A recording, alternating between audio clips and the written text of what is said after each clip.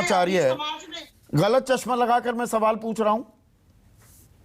संदीप जी, असल में मेरे हिसाब से आपका इस विषय पर अध्ययन इतना व्यापक है, और उसके बाद जो लेफ्टिनेंट जनरल शंकर रे से आपकी बात हुई, उसी में ये चर्चा मुकम्मल हो चुकी थी। लेकिन अभी जो हम बात इस पे चल रही है, इस वक्त आर्मी की औसत उम्र जो है वो 34-36 साल से भी कम है।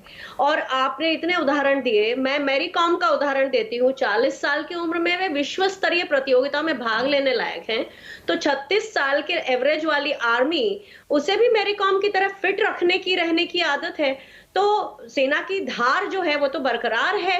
विराट कोहली भी 33 साल के हैं और ज्यादा फिट हैं। तो ये उम्र वाले फलसफे में तो कुछ नहीं रखा। मैं एक ऐसे संस्था से आती हूँ, इंडियन एयरफोर्स से, जिसका एक तो आपने सुना है, नभः स्पृश्य दीप्तम, ये हमारा एक वाक्य है। इसके अलावा एक और वाक्य है, पीपल फर्स्ट, मिशन ऑलवेज। यानी कि अगर हम ये कहें कि उसमें लोगों की मानवीयता को भी दखलंदाजी होती है, जी हाँ, बिल्कुल होती है। अब मैं जो पेंशन कम करने की बात है, पेंशन बिल के कम करने की बात है, हम सरकार से दो ही बातें सुन रहे हैं, ज्यादा युवा आर्मी और पेंशन बिल कम होगा। हम योद्धक और सामरिक क्षमता बढ़ेगी, इस पे बात नहीं सुन रहे हैं सरकार से। नहीं, सरकार पेंशन कम करने, पेंशन का बोझ कम करने की बात भी नहीं कह रही है। तो ये शुरुआत में तो आया, पिछले एक हफ्ते से सरकार की तरफ से ऐसा कोई बयान नहीं आया है। सरकार ये नहीं कह रही कि हमने आर्थिक बोझ कम करने के लिए किया है। इसलिए मैं ये पॉइंटेड सवाल पूछ रहा हूं आज। संदीप जी, उसका कारण ये था क्योंकि हमारी जो टोटल पेंशन है उसमें 22% डिफेंस सिविलियन है, वो हमारी 45% पेंशन ले जाते हैं, और हम 78% यूनिफॉर्म वाले जो हैं वो 55% पेंशन के हकदार हैं, क्योंकि हम लोग कम समय काम करते हैं और वो लोग 60 साल की उम्र तक काम करते हैं। तब तक उनके पे स्केल्स बढ़ते रहते हैं। इन्हें हटा देंगे तो वैसे ही वो पेंशन और अर्थव्यवस्था वाला हमारे जो बजट वाला सवाल है वो खत्म हो जाता है। अब अभी मैंने सुना कि जो बीजेपी की प्रवक्ता ने कहा कि 50% भर्ती होगी। ये कब हुआ? अभी तक तो हम यही सुन रहे थे कि ये तो 2032 तक जाकर 50-50 होगा, ऐसा आकलन किया जा रहा है। अच्छा, ठीक है, क्योंकि हम तो 25% और 75% ही सुन रहे हैं। अब अगर उम्र का ही सवाल है तो बनाइए ना, 36 साल के कमांडिंग ऑफिसर बनाइए ना, 50 साल के जनरल बनाइए ना।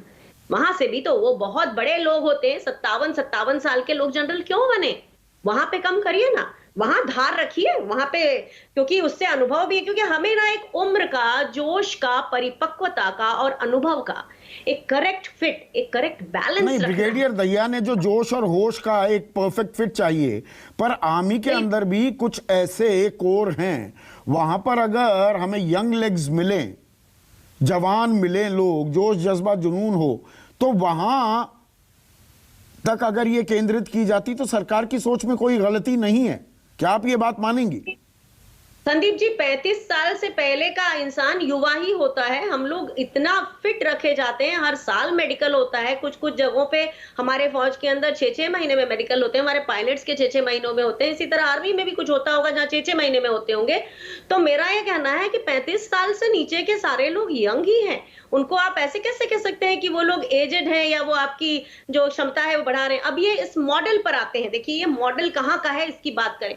काफी देशों में है, हमने माना, लेकिन एक स्टार्टअप नेशन किताब है जिसको एक अमेरिकी ने लिखा है, एक इजरायली ने लिखा है। ये 2009 में इसको लिखा गया था कि क्योंकि इजराइल का जो स्टार्टअप कंपनीज थी वो बहुत सारी बड़ी थी, 63 जो थी वो न्यूयॉर्क स्टॉक एक्सचेंज में लिस्टेड हो गई थी।